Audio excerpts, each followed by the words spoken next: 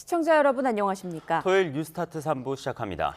방송통신위원회가 오는 8월 임기가 끝나는 MBC의 대주주 방송문화진흥회와 KBS 이사진 등을 새로 선임하는 절차에 착수했습니다. 국회에서 탄핵 논의가 진행 중인 김홍일 방송통신위원장은 다음 주 스스로 사퇴할 가능성에 무게가 실리고 있습니다. 김태임 기자의 보도입니다.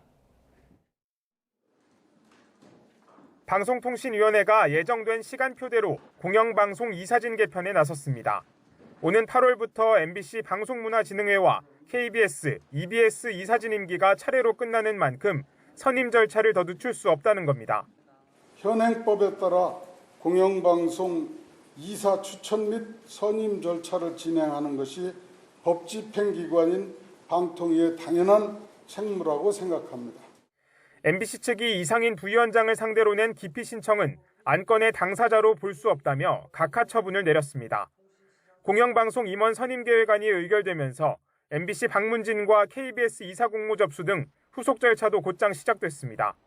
앞으로 최대 5주 정도 심사를 거친 뒤 최종 선임 결과를 의결해야 모든 과정이 마무리되지만 그 사이 김홍일 위원장의 거취는 불확실합니다. 국회에서 김 위원장에 대한 탄핵안이 통과된다면 방통위 업무는 그대로 마비되기 때문입니다. 이에 따라 김 위원장이 조만간 스스로 자리에서 물러날 가능성에 무게가 실리고 있습니다.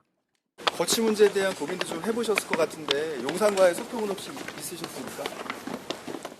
이런 가운데 정부 과천청사 인근에서는 야권의 김홍일 위원장 탄핵 시도를 규탄하는 시민단체의 집회가 열렸습니다.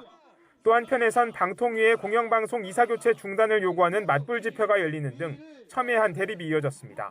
YTN 김태민입니다. 이처럼 김홍일 방송통신위원장이 공영방송 이사 선임 계획 의결을 강행할 거란 소식이 전해지자 여야는 방통위를 직접 방문해 맞불 시위를 벌였습니다. 민주당은 방송장악 쿠데타라고 목소리를 높였고 국민의힘은 겁박을 멈추라고 반발했습니다. 정인용 기자입니다. 민주당 등 야당 의원들이 심의 중단을 촉구하는 피켓을 들고 방송통신위원회 민원실에 모였습니다. 앞서 야당은 방통위가 5인 합의제 기구임에도 2인 체제로 주요 사안을 의결하는 게 위법하다며 김홍일 방통위원장 탄핵 소추안을 발의했습니다. 이에 김 위원장이 곧바로 공영방송 임원 선임 계획을 처리하려 하자 직접 항의 방문한 겁니다. 공영방송을 장악하기 위한 불법 2인 심의를 당장 멈추십시오. 마지막 남은 공영방송 MBC마저 입틀막 해선 안 됩니다. 민주당은 공영방송 이사진을 정권 입맛에 맞는 인사들로 교체하겠다는 폭거라고 규정했습니다. KBS에 이어 MBC와 EBS까지 완전히 장악하겠다는 방송 장악 쿠데타 시도입니다. 공영방송을 정권의 애완견으로 만들기 위해 비밀 군사작전하듯이 국민의힘은 맞불 시위에 나섰고 방통위 겁박을 중단하라고 목소리를 높였습니다. 민주당이 추가 인사를 추천하지 않아 2인 체제가 유지되고 있다며 탄핵 명분을 억지로 쌓아 편파 보도를 지속하려고 한다고 비판했습니다. 헌정 질서 중단을 초래할 그런 사태를 꾸밀 때 선전선동 매체로서 활용하겠다는 전략, 그 이상 그 이하도 아닙니다. 여당 당권 주자들도 가세했습니다. 한동훈 후보는 차라리 야당이 탄핵하지 않는 대상을 찾는 게 빠르지 않겠냐고 꼬집었고 원희룡 후보는 이재명 전 대표 유죄 판결 전에 방송을 장악해 대통령 탄핵으로 직진하겠다는 것이라고 날을 세웠습니다. 이재명 수사 방해, 재판 개입 사법 방해에 이어 이제 행정부까지 적반하장 탄핵과 물리적인 겁박으로 방송을 영구 장악하려고 합니다. 민주당은 공영방송 이사 추천권을 외부에 개방하는 방송 3법도 다음 주 국회 본회의에서 통과시키겠다는 방침입니다. 하지만 국민의힘은 야권의 방송 장악 시나리오라고 반발하고 있어 22대 국회 들어 첫 대통령 거부권이 행사되리란 우려 섞인 전망도 나옵니다. YTN 정인용입니다. 윤석열 대통령이 이태원 참사가 특정 세력에 의해 조작됐을 가능성도 있다는 얘기를 했다는 김진표 전 국회의장의 회고록을 놓고 파문이 커지는 분위기입니다. 이태원 참사 시기 민주당 원내대표였던 박홍근 의원은 SNS에 당시 김 전 의장으로부터 윤 대통령 발언을 전해 들었고 문제의 대화 역시 자신의 메모장에 그대로 남아있다고 밝혔습니다. 이어 당시 메모를 토대로 윤 대통령이 이태원은 먹거리나 볼거리도 많지 않은데 그렇게 많은 인파가 몰렸다는 게 이해가 안 간다는 말을 했다고 주장했습니다. 박찬대 원내대표는 최고위원회의에서 김 전 의장 회고록 내용이 사실이라면 매우 충격적이라며 지금도 극우 유튜브를 시청하는지 윤 대통령이 직접 입장을 밝혀야 한다고 강조했습니다. 반면 국민의힘은 김진표 전 의장이 스스로 본인 명예를 훼손하고 있다고 비판했습니다. 박준태 원내대변인은 기자들과 만나 사회적 재난이나 참사가 있을 때마다 민주당은 항상 그 재난을 정쟁화하는 모습을 반복해왔다며 이같이 지적했습니다. 다만 원내 사안이 아닌 만큼 법적으로 대응할 건 아니라며 김진표 전 의장이 본인 발언을 취소하고 사과해야 한다고 촉구했습니다.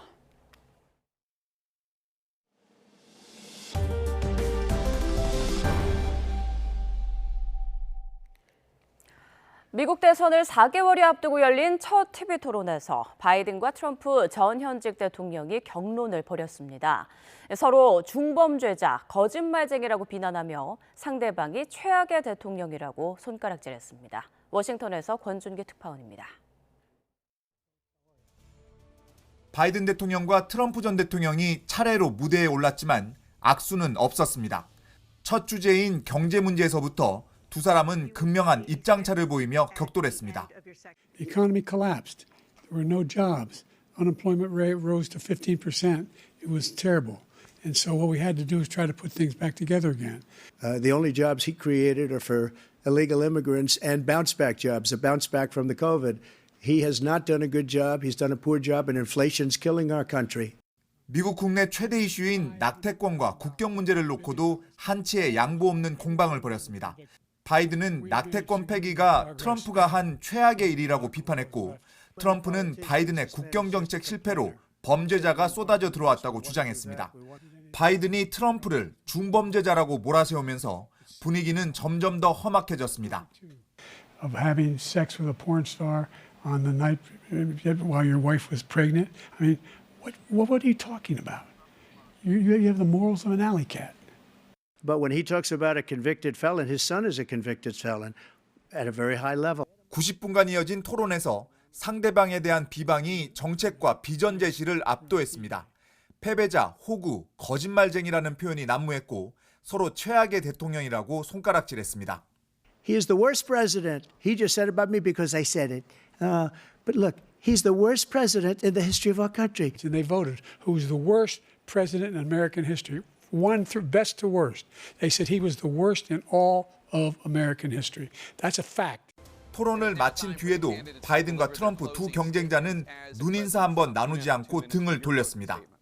바이든과 트럼프 두 전현직 대통령은 다음 토론이 치러지는 9월까지 박빙의 지지율을 깨고 경쟁에서 우위를 차지하기 위해 공세 수위를 높여갈 것으로 전망됩니다. 워싱턴에서 YTN 권준기입니다. 바이든 대통령과 트럼프 전 대통령의 1차 TV 토론을 시청한 사람이 4,800만 명으로 추산됐습니다. 로이터 통신은 닐슨 데이터의 잠정 집계치를 인용해 이같이 전하고 4년 전 두 사람의 1차 TV 토론 시청자 수인 7,300만에 비해 3분의 1 정도 줄어들었다고 보도했습니다. 또 1976년 이후 대선 후보 1차 TV 토론 가운데 가장 시청자 수가 적은 3건 중 하나로 기록될 전망이라고 소개했습니다. 통신은 이미 4년 전 격돌했던 바이든과 트럼프가 다시 나오면서 신선미가 떨어졌고 역대 최고령 후보인 두 사람에 대한 유권자들의 비호감이 작용한 것으로 해석했습니다. 유엔 안전보장이사회가 북러 간 무기 거래 문제를 주제로 공식 회의를 열었습니다. 이번 회의는 6월 의장국인 한국을 대표하는 황준국 주 유엔 대사 주재로 북한 비확산을 의제로 하는 브리핑 공식 회의로 열렸습니다. 러시아는 회의가 시작하자마자 발언국의 유럽연합 EU와 우크라이나가 초청된 것에 대해 북한과 무관하다고 항의하면서 의장국인 한국이 중립 의무를 위반했다며 반발했습니다. 반면 미국은 의사진행 발언을 통해 우크라이나에서 발견된 북한 무기를 언급하는 언론 보도와 공개된 분석이 상당하다며 이번 사안이 한반도와 인도 태평양은 물론 유럽의 안보에 미치는 의미를 고려할 때 관련국의 회의 초청은 중요하다고 반박했습니다. 황준국 주 유엔 대사는 유엔 안전보장이사회 회의에서 북한과 러시아의 안보리 결의를 위반한 무기 거래에 대해 더는 손바닥으로 하늘을 가릴 수 없다라고 비판했습니다. 황준국 대사는 미국 뉴욕 유엔 본부에서 북러 무기 거래 문제를 논의하기 위해 열린 회의에서 근거 없는 의혹 제기라는 북러 주장과 달리 북러 군사 협력에 대한 민간 단체의 발표가 더 이상 명쾌할 수 없을 정도로 명료하다며 이같이 말했습니다.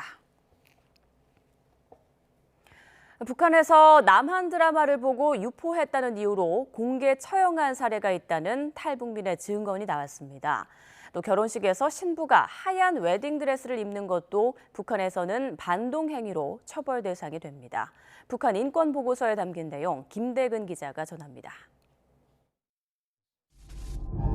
순식간이었습니다. 모든 사람들이 보는 가운데.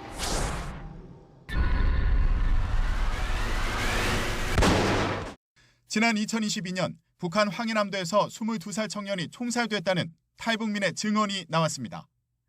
남한 노래 70곡과 영화 3편을 보고 유포했다는 게 이유였습니다. 외부 문화 유입 차단을 위해 지난 2020년 제정된 반동사상 문화배격법에 따른 조치입니다. 통일부가 탈북민 649명의 증언을 바탕으로 작성한 2024 북한 인권보고서에 실린 내용인데 지난해 목선을 타고 동해로 귀순한 탈북자도 한국 드라마를 보다 처형당한 사례가 있다고 전했습니다. 보다가 현찰에서 걸리면 총살까지 하는, 제가 알고 있던 몇 명의 이제 젊은 애들도 19살, 20살, 23살 애들도 총살을 당했습니다. 북한은 주민 휴대전화까지 수시로 검열하는 것으로 나타났습니다. 주소록에 아빠나 쌤 같은 한국식 표현이 있으면 단속 대상이 되고 결혼식에서 신랑이 신부를 업거나 신부가 흰 드레스를 입는 건 물론 평소 선글라스를 쓰거나 와인잔으로 술을 마시는 것도 반동 행위로 규정됩니다. 특히 북한 젊은 세대를 대상으로 하는 사상 및 정보 통제가 강화되고 있다는 내용을 보고서가 싣고 있습니다. 코로나19가 한창이던 지난 2021년에는 격리시설에 있던 주민들에게 목욕탕 이용을 허락했던 당 간부들이 공개 총살됐다는 증언도 나왔습니다. 북한이 러시아에 대규모 노동자를 파견할 것으로 예상되는 가운데 러시아 내 북한 노동자 월급은 50에서 150달러에 불과한 반면 상납금은 650달러에 이르는 것으로 조사됐습니다. 통일부는 이 같은 내용을 담은 북한 인권 보고서를 공개하고 북한 인권 문제를 공론화해 나갈 계획입니다. YTN 김대근입니다. 북한이 성공적인 다탄도 시험이었다고 주장한 탄도미사일 발사에 대해 우리 군은 폭발이 관측된 영상을 이례적으로 공개하며 반박했습니다. 그러면서 북한의 관영 매체에 실린 사진도 조작했을 가능성이 있다고 밝혔습니다. 조용성 기자입니다. 하늘의 하얀 궤적을 구불구불하게 그리면서 날아간 흔적이 보입니다. 궤적의 끝을 확대하면 미사일이 좌우로 흔들리더니 중심을 잃고 빙글빙글 도는 현상이 나타납니다. 열상 감시 장비로 촬영된 북한 미사일을 보면 연로된 덩어리가 보이더니 이후 작고 하얀 점으로 분리되면서 점차 산산조각이 나는 것을 확인할 수 있습니다. 합참은 북한이 개별기동 전투부 시험에 성공했다는 주장에 대한 반대 근거로 영상을 제시하며 미사일이 비정상적으로 회전하다가 공중에서 폭발했다고 설명했습니다. 또 북한이 공개한 사진을 보면 발사 당시 화염은 고체 연료 형상을 띠고 있지만 외형은 과거의 액체 연료를 사용하는 화성 17형과 유사하다며 조작됐을 가능성도 제기했습니다. 북한이 공개한 것은 2023년 3월 16일에 발사한 화성포 17형 액체형 ICBM과 유사한 모습을 띠고 있습니다. 사진을 조작했을 가능성도 있습니다. 우리 군은 북한이 미사일 실패를 덮기 위해 허위 주장을 펼친 것으로 보면서 북러 정상회담 이후 러시아의 기술을 전수받아 미사일에 반영하기에는 기간이 짧았다고 밝혔습니다. 군은 앞으로 북한이 실패한 미사일 발사를 다시 시도할 것으로 보면서도 기술 보완을 위한 시간이 걸릴 것으로 전망했습니다.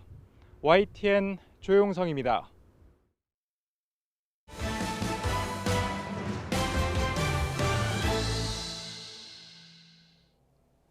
이어서 리튬 전지 공장 화재 소식 전해드리겠습니다. 아리셀 공장 사고로 숨진 23명 가운데 부부와 자매 등 가족 관계인 희생자들이 잇따라 확인됐습니다. 경기 남부경찰청은 어제 사망자 가운데 40대 한국인 남성 A씨와 40대 중국인 여성 B씨는 부부 관계라고 설명했습니다. 또 50대 여성 C씨와 7살 어린 여동생도 함께 숨진 것으로 확인됐습니다. 희생자 23명의 시신은 각각 다른 장례식장에 안치돼 있는데 경기도에 있는 한 병원 장례식장에선 희생자 1명의 빈소가 처음으로 차려졌습니다. 이런 가운데 유가족들은 협의회를 꾸리고 진상규명을 촉구했습니다. 화재 유가족들은 경기 화성시청에 마련된 분향소에서 기자들과 만나 유가족 협의회를 구성했다고 밝혔습니다. 협의회는 아리셀 측이 유가족에 대한 진정성 있는 사과도 없이 진상규명에 대한 요구를 축소하려 한다고 비판했습니다. 수사 관련 내용도 짚어보겠습니다. 아리셀과 파견업체 관계자들이 중대재해처벌법 위반으로 수사를 받고 있습니다. 안전관리가 미흡했던 정황이 속속 드러나고 있는데 책임자들에 대한 처벌 여부에 관심이 쏠리고 있습니다. 신지원 기자가 보도합니다. 31명의 사상자를 낸 아리셀 리튬 전지 공장 화재는 중대재해처벌법 시행 이후 최악의 산업재해입니다. 현행법상 근로자가 1명이라도 숨진 사고 현장에서 사업주가 안전관리에 소홀했던 사실이 확인되면 1년 이상 징역, 10억 원 이하의 벌금에 처할 수 있습니다. 문제는 이런 안전사고 예방 의무를 충실히 했다고 판단할 기준이 무엇이냐는 겁니다. 아리셀 측은 평소 직원 교육 등 안전관리를 꾸준히 해왔다는 입장이지만 정기적으로 저희가 실제로 그 화재 환경을 조성을 해서 분말 소화기로 끄는 교육도 저희가 정기적으로 진행한 바 있습니다. 최근 외부 업체의 안전보건체계 점검에서 중대재해처벌법 관련 조치가 미흡하다는 지적을 받았던 것으로 알려졌습니다. 외부 인력 공급 업체를 통해 근로자를 고용한 점도 변수입니다. 인력업체가 근로자를 지휘 감독했다면 적법한 도급 계약이지만 아리셀이 직접 업무를 지시했다면 파견 자체가 불법입니다. 특히 이제 작업 공정과 관련된 있어서는 파견 근로자를 못 쓰게 돼 있거든요. 파견 근로자에 대한 관리 감독 책임은 용역업체에 있는 거예요. 그러니까 이번 사건에 있어서 엄청난 책임을 용역업체가 또 안해야 하거든요. 중대재해처벌법은 올해부터 50인 미만 사업장에 확대 적용됐습니다. 아리셀의 상시 근로자는 50명 안팎으로 불법 파견이 확인될 경우 파견 근로자를 포함해 더욱 규모가 커질 것으로 보입니다. 경찰과 노동부가 정확한 인력 현황과 계약 형태를 조사하고 있는 가운데 안전관리 의무 이행과 불법 파견 여부에 따라 책임자에 대한 처벌 수위가 달라질 것으로 보입니다. YTN 신지원입니다. 육군 12사단 훈련병이 군기 훈련을 받다 사망한 사건과 관련해 국방부가 재발 방지 대책을 내놨습니다. 앞으로 모든 신병 교육대와 훈련소에서 체력 단련 방식의 군기 훈련이 전면 금지되고 정신 수양으로 대체됩니다. 김문경 기자가 보도합니다. 지난달 육군 12사단 신병교육대에서 한 훈련병이 군기 훈련을 받다 쓰러져 숨졌습니다. 경찰 조사 결과 사인은 열사병에 의한 다발성 장기부전, 당시 규정을 위반한 군기 훈련이 드러나면서 중대장과 부중대장이 경찰에 구속됐습니다. 이후 국방부는 체력 단련 방식의 훈련병 군기 훈련을 전면 금지하는 재발 방지 대책을 내놨습니다.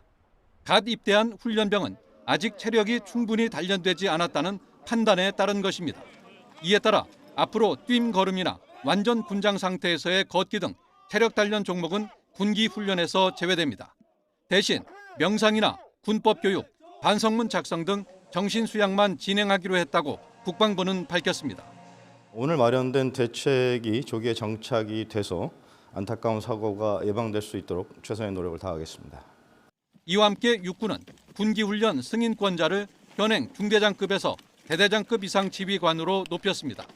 다만 자대 배치를 마친 일선부대 병사들에 대한 군기훈련은 그대로 유지하되 개인 소명을 듣도록 했습니다. 육군은 오는 2040년까지 17개에 이르는 신병교육대 가운데 여건이 열악한 곳을 순차적으로 없애고 논산 훈련소로 통합하려던 시기를 앞당기는 방안도 추진할 방침입니다. YTN 김문경입니다. 아파트 헬스장 화장실을 이용했다가 여자 화장실을 엿봤다며 성범죄 혐의로 신고당한 20대 남성이 누명을 벗게 됐습니다. 신고 여성이 허위 신고 사실을 자백한 건데요. 수사 과정에서 경찰의 언행도 논란이 되고 있습니다. 박광열 기자가 보도합니다. 한 유튜브 채널입니다. 본인을 무고당한 사람이라고 소개한 20대 남성 A씨. 어느 날 경찰이 자신을 찾아왔다고 말합니다. 50대 여성으로부터 아파트 헬스장 화장실에서 누군가 자신을 훔쳐봤다는 신고가 있었고 인상착의 확인 결과 용의자로 특정됐다는 겁니다. 어제 17시에 헬스했죠? 네. 여자 화장실에 있는데 어떤 남자가 들어와가지고 자기 용변 보는 걸 엿보고 갔다. 그래서 자기가 도망쳐 나왔다. 이런 식으로 했어요? 인상착의 찍힌 게 제가 확실한가요? 그러니까 헬스했잖아. 천천히 해. 속도로. A씨는 아파트 헬스장 화장실을 여러 차례 이용했고 남녀가 구분돼 착각할 수가 없다며 혐의를 부인했지만 경찰이 범죄자처럼 무시하고 반말까지 일삼았다고 억울함을 토로했습니다. 경찰서에서도 비슷한 상황은 반복됐습니다. 내용 다 아시는 거예요, 근데 그런 적 없어요? 무슨 소리야? 네, 없죠. 당연히 없죠. 그냥 가만히 있으시면 그냥 기다리세요, 그럼. 해당 화장실 입구를 비추는 CCTV는 없었지만 건물 출입구 CCTV엔 신고 여성이 먼저 건물을 빠져나가는 장면이 담겼습니다. A씨가 이런 상황을 온라인을 통해 알리고 누리꾼들의 비판이 커지자 해당 여성은 뒤늦게 허위 신고를 자백했습니다. 병원 약을 복용하는데 많이 먹으면 없는 사실을 지어내기도 한다는 겁니다. 경찰은 이후 A씨에게 메시지를 보내 혐의 없음으로 입건을 취소하겠다는 통보를 남겼습니다. 또 신고 처리 과정에서 부적절한 언행이 있었는지 사실관계를 확인하겠다며 내부 감찰 등을 거쳐 향후 징계 등 여부를 검토하겠다는 계획입니다.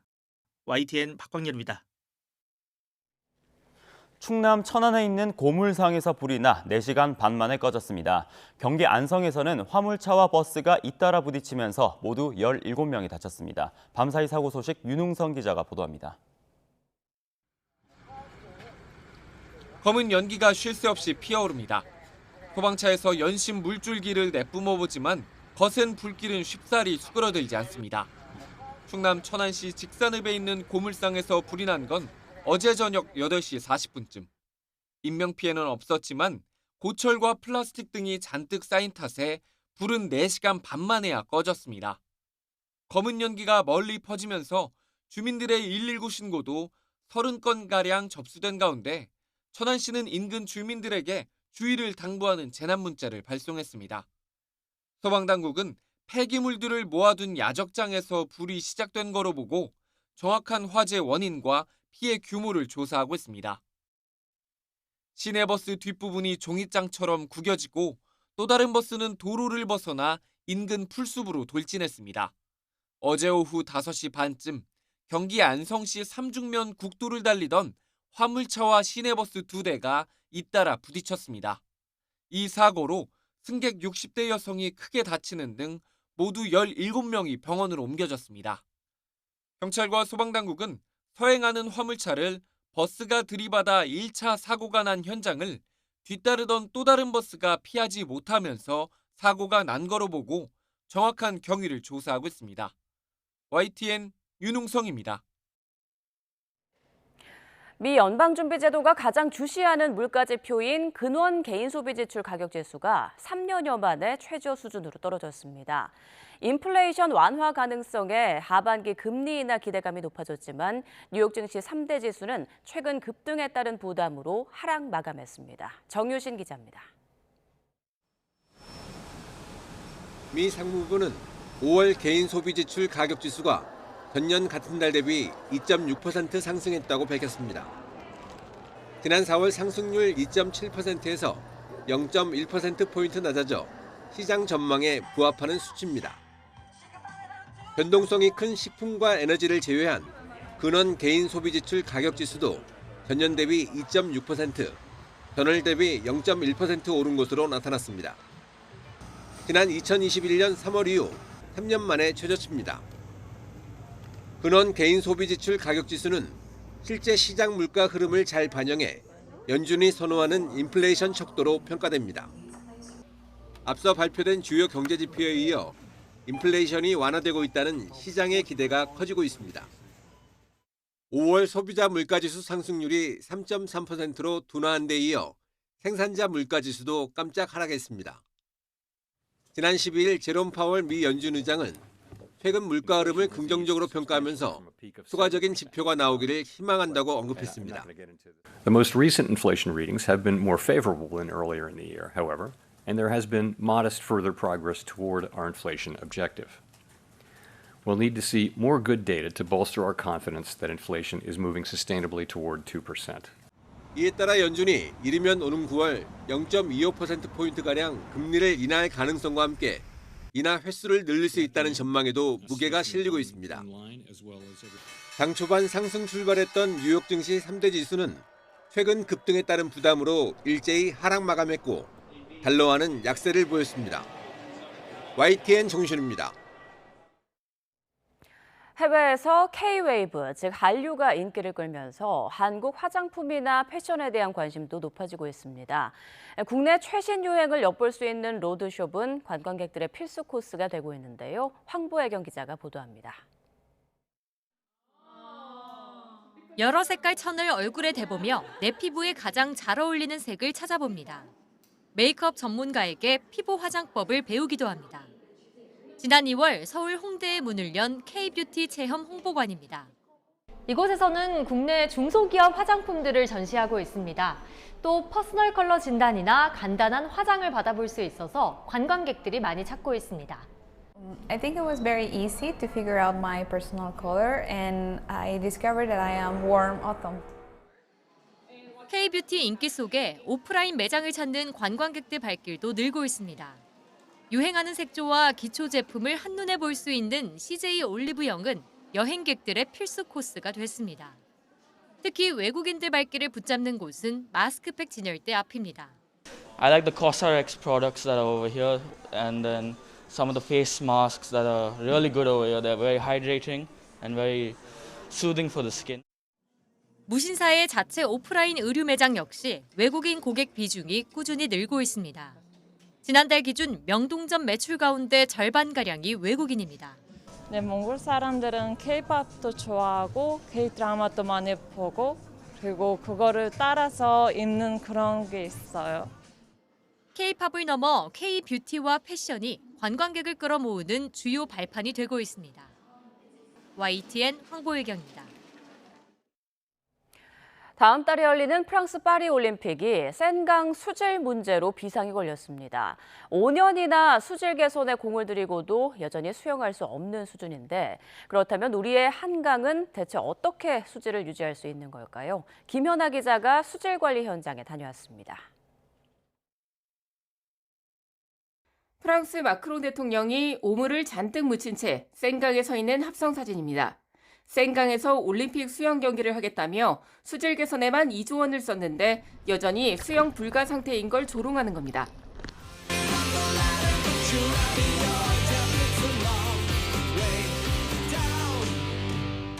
프랑스가 바랬던 센강의 모습은 우리 한강에서 찾을 수 있습니다.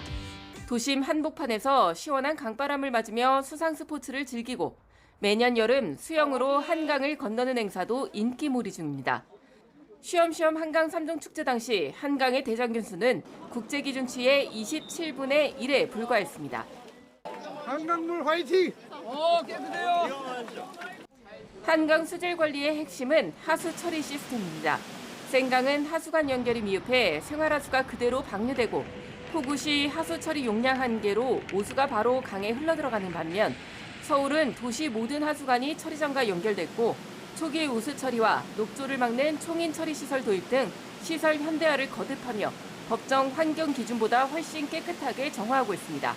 환경 용량이라는 것은 그 강이 스스로 처리할 수 있는 그 오염 물질의 양이라고 얘기할 수 있습니다. 그 수치만을 가지고 저희가 운전을 하는 게 아니고요. 지금 저희 시설공단 같은 경우는 수질 오염 총량제의 50% 이하로 선박 오폐수와 쓰레기 관리도 체계적입니다. 다만 이토록 깨끗한 한강을 즐길 수 있는 시설은 센강이나 템즈강에 비해 턱없이 부족한 실정. 서울시는 한강변에 정원을 꾸미고 부유식 수영장과 수상 레저시설 등을 확대해 한강을 그저 좋은 경치가 아닌 누구나 즐기는 공간으로 변모시킬 계획입니다. YTN 김현아입니다. 많은 관광객이 찾는 울릉도의 접근성을 획기적으로 높여줄 울릉공항 건설이 한창인데요. 건설 자재 수급난 등으로 작업이 지연되면서 완공이 길게는 2년이나 늦어질 것으로 보입니다. 울릉공항 건설 현장에 홍선기 기자가 다녀왔습니다. 울릉도 사동항 바로 옆에서 바다를 메워 활주로를 만드는 공항 건설 작업이 한창입니다.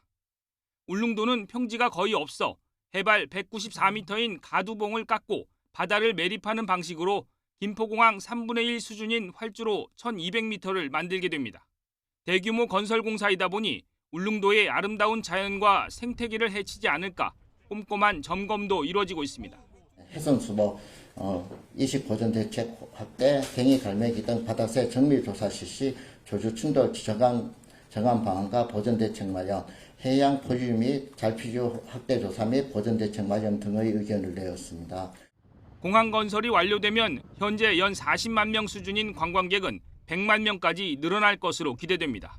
배편은 기상 상황 때문에 연 평균 120일은 결항하는 데다 이동 시간도 긴 반면 비행기는 국내 어느 공항에서든 1시간이면 닿을 수 있기 때문입니다.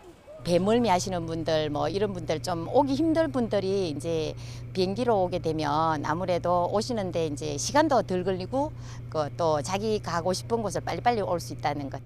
그런데 울릉 주민과 관광객들 기대를 한몸에 받는 공항 건설이 늦어지고 있습니다. 오는 2026년 상반기 개항 목표인데 지난달 기준 공정률이 47%로 절반에도 미치지 못합니다. 날씨가 가장 큰 변수로 작용하는 데다 건축자재 공급도 원활하지 못한 탓입니다. 바다에서 이루어지는 해상공사고 울릉도의 기상 여건이라든지 이런 걸 보면 작업 일수가 생각보다 나오지 않습니다. 철건이나 레미콘 이런 부분들이 원활하게 공급을 받지는 못했습니다. 복합적이라고 생각이 듭니다. 국토부는 울릉공항 개항 연기를 공식 발표하지 않고 있지만 현장 관계자와 울릉군 등의 말을 종합하면 최장 2년까지 늦어질 것으로 보입니다. 울릉공항 개항 연기가 기정사실화하면서 관광객 증가와 그로 인한 지역경제 활성화를 기대했던 주민들의 아쉬움도 커지고 있습니다. YTN 홍선기입니다. 서울 여의도 상공에 거대한 달 모양의 계류식 가스기구 서울달이 떠오릅니다. 서울시는 다음 달 6일 오후 7시 여의도공원에서 서울달 개장식을 열고 시범 운영을 거쳐서 8월 23일부터 정식 운영한다고 밝혔습니다. 서울달은 헬륨가스의 부력을 이용해 열기구처럼 수직 비행하는 가스기구로 지름 약 22m의 도넛 모양으로 가운데가 뚫려 있습니다. 시는 열기구와 달리 비인화성 가스를 사용해 안전성이 우수하고 기구 몸체가 지면과 케이블로 연결돼 있어 예정된 비행 구간 외의 장소로 이탈할 위험이 매우 낮다고 설명했습니다. 지옥철이라는 오명을 안고 있는 김포 골드라인의 열차 추가 투입이 어제부터 시작됐습니다. 하루 탑승 인원은 약 2,000명까지 늘어날 전망입니다. 최두희 기자입니다. 우렁찬 경적 소리와 함께 차량 기지에서 열차가 출발합니다. 출퇴근 시간 인파가 몰리면서 지옥철이라는 오명이 붙을 정도로 이용객들의 불편이 끊이지 않았던 김포 골드라인에 열차 추가 투입이 시작됐습니다. 열차 출고 기념식에 참석한 박상우 국토교통부 장관도 증편 열차에 올랐습니다. 그 차량 증편으로 3분 이상 있는 시격이 2분 50초로 줄어들면 혼잡도도 상당히 완화될 것으로 기대합니다. 김포 시민들 겪는 고통을 하루라도 빨리 좀 해소해드리겠습니다. 열차 추가 투입으로 출근 시간대 수송력은 2,000명까지 높아질 전망입니다. 승객 분산을 위해 서울과 이어지는 2개 광역버스 준공용제 노선도 추가로 개통합니다. 국토부는 올해 9월까지 열차 증차와 배차 간격 단축을 통해 최대 혼잡도가 크게 개선될 것으로 내다보고 있습니다. 아울러 2026년 말까지는 5편을 추가 투입해 배차 간격을 최대 2분 10초까지 단축하겠다는 계획입니다. 하지만 정작 김포 시민들의 반응은 시큰둥합니다. 너무 좁아갖고 아침에는 저는 이용을 잘 안 해. 좁아갖고 콩나물 싫어해요. 증편을 하든지 지하철을 빨리 하든지 해야죠. 9호선이라든지 5호선이라든지 연장돼서 장기역이라든지 기존에 있는 김포 라인 쪽에 도로 연결 훨씬 더 낫지 한두 편 증편된다고 도움이 안 돼요. 이번 증편으로 혼잡도를 어느 정도 낮출 수 있을지가 관건인 가운데 김포 골드라인이 지옥철이라는 꼬리표를 떼는 계기가 될 수 있을지도 주목됩니다. YTN 최두입니다. 경남 통영이 한 타이완 단체 관광객들의 마음을 사로잡았습니다. 제기차기 딱지치기를 하면서 한국과 한층 가까워졌다고 합니다. 임영준 기자가 현장 다녀왔습니다. 네, 蜂蜜面包清肠用谢谢 타이완에서 온 귀한 손님들이 통영의 대표 간식 꿀빵을 맛봅니다. 표정에선 만족감이 느껴집니다. 맛을 봤으니 이번에는 놀이 시간. 우리 전통 놀이인 제기차기에 도전합니다. 응원에 힘입어 열심히 제기를 차보지만 몸이 따라주지 않습니다. 관광객들은 제기차기뿐 아니라 이런 딱지치기를 하면서 한국 문화를 체험했습니다. 관광객들은 사물놀이도 하면서 한국을 마음껏 즐겼습니다. 因为呢，我非常喜欢韩国的文化以及饮食，所以呢，我就来韩国参加这个活动。我下次呢还会继续再来我们庆尚南道玩。 이번 관광객들이 이용한 여행 상품은 한국관광공사가 현지 여행사와 함께 개발하고 홍보한 겁니다. 통영뿐 아니라 부산의 유명 맛집, 대구의 전통시장 등을 둘러보며 한국의 매력을 만끽할 수 있습니다. 경남관광공사에서도 굉장히 많이 도움을 주셨어요. 지자체에서도 자체적으로 이런 관광객들이 즐길 수 있는 콘텐츠를 좀 많이 만드셔서 저희랑 상품 개발을 좀 적극적으로 해주셨으면. 한국관광공사는 다양한 관광 상품으로 더 많은 타이완 관광객의 마음을 사로잡는다는 계획입니다. 경남으로 오세요. YTN 임영준입니다. 전남인재개발원은 공직자와 전남도민의 역량을 높이고 문화를 향유토록 하는 데 이바지하고 있는데요. 지역 주민과 함께하는 힐링 음악회가 처음 열렸습니다. 딱딱한 교육 환경에서 벗어나 담을 허물고 주민들과 소통하는 한마당이 됐습니다. 김범환 기자가 보도합니다. 다산 정약용이 유배돼 18년 동안 살면서 목민심서 등 500여 권의 책을 저술한 고장입니다. 목민관을 기리기 위해 세워진 전남인재개발원에서 지방자치의 역사와 가치를 바로 알기 위한 강의가 한창입니다. 지방자치제가 실시되면서 그러한 역사, 문화 그리고 주민들의 삶에 대한 그 고민을 같이 하고 있는 어떤 지방자치단체장이라든가 의원들이 선출되면서 지역 발전을 촉진시키는 그러한 영향을 많이 미치고 있습니다. 주로 공직자들이 교육을 받는 인재개발원에서 처음으로 힐링 음악회가 열렸습니다.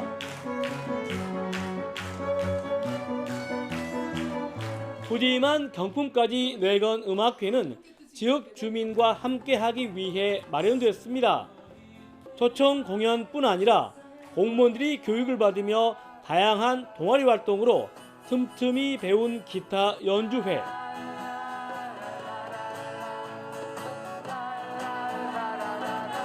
눈에 끼며 친해진 동료들의 깜짝 연주에 우리와 같은 박수갈채가 이어졌습니다.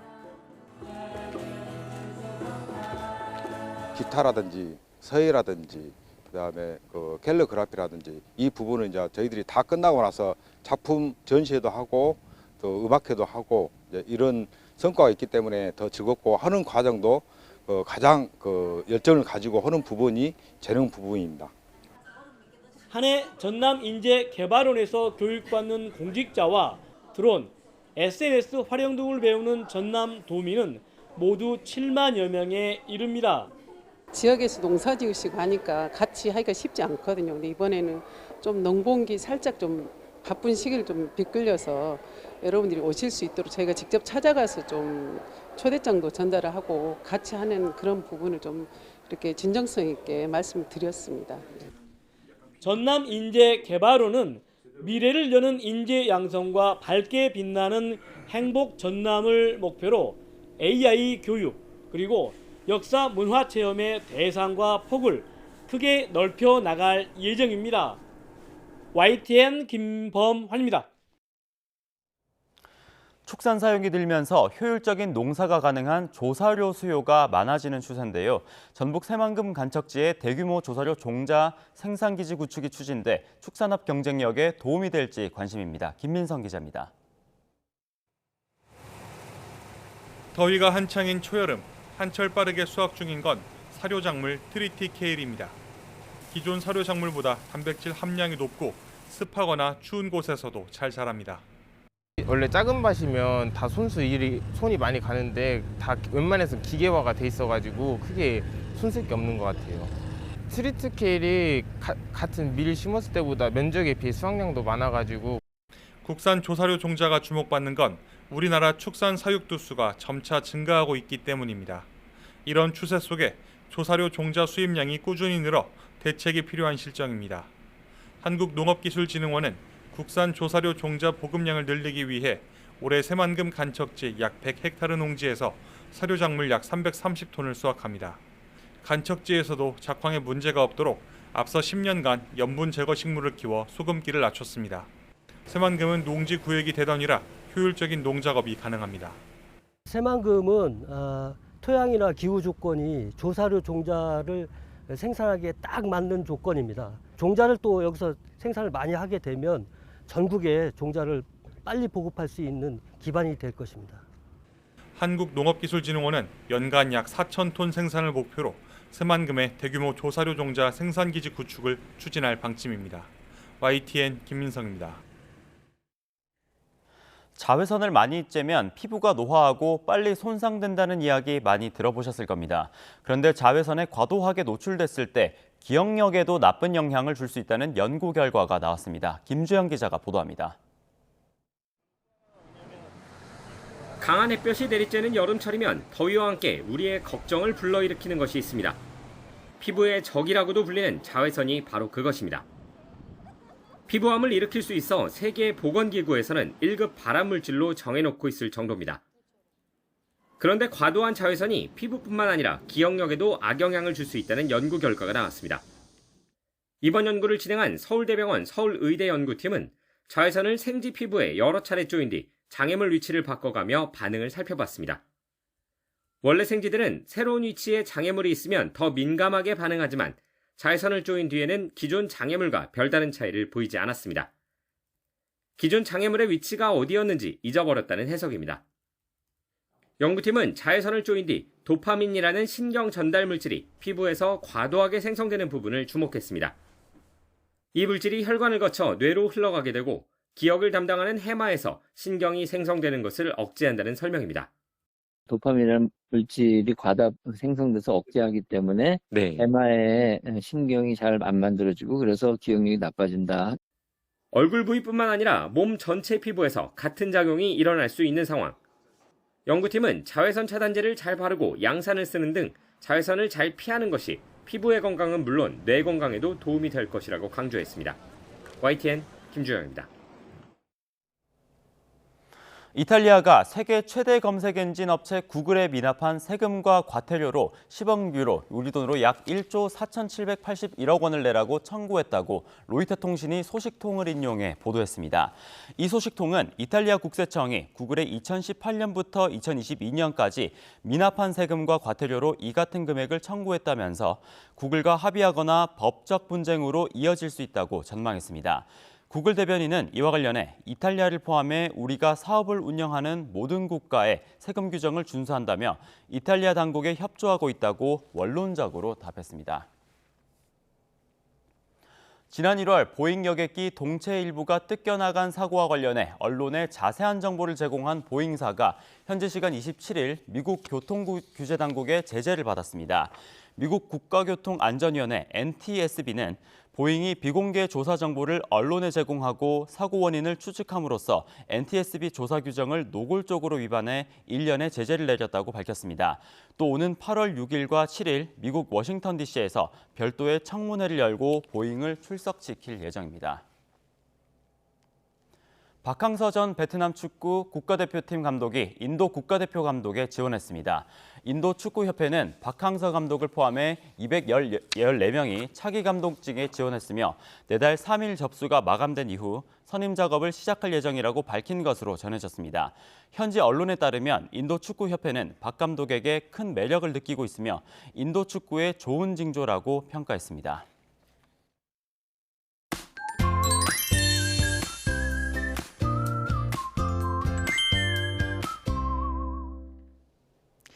현재 제주도에 비가 내리고 있습니다. 점차 비가 강해지고 있어서 제주도에는 호우주의보도 내려져 있는데요. 비가 언제쯤 시작될지 살펴보면 전남과 경남은 오전부터, 충청과 전북, 경북은 오후, 수도권과 강원도는 밤부터 비가 확대합니다. 경기 남부와 강원 중남부, 충남과 호남에 최고 120mm 이상, 서울 등 수도권에도 최고 80, 그리고 제주 산간에도 200mm 이상의 물폭탄이 예상되는데요. 특히 취약 시간대인 밤 사이에 매우 강한 비가 예상됩니다. 이에 따라 충청과 전남, 경남에는 호우 예비특보가, 그리고 해안으로는 강풍 예비특보가 내려져 있습니다. 피해 없도록 대비 잘 해주시길 바랍니다. 현재 기온 살펴봅니다. 서울이 23.3도고요. 비가 늦게 오는 중부지방은 여전히 덥습니다. 서울과 춘천 32도까지 오를 것으로 보입니다. 비는 내일 오후에 그치겠지만 월요일부터 길게 장맛비가 이어질 전망입니다. 날씨였습니다. 뉴스타트 3부 마칩니다. 시청해주신 여러분 고맙습니다.